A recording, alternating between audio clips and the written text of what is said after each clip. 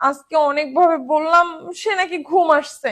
আমার এখন মাথা ব্যথা করতেছে, আমার ভালো লাগতেছে না, তার জন্য এখানে এসে আর কি শুয়েছি। বুঝতে পেরেছি। এই যে আমাকে বললে, ঠিক আছে, আমি কিন্তু ব্যাপারটা পুরোপুরি বুঝে গিয়েছি।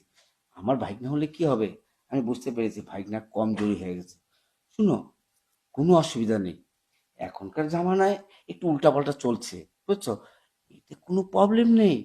আর তুমি যদি যদি কিছু মনে না করো, তোমাকে একটা কথা বলি।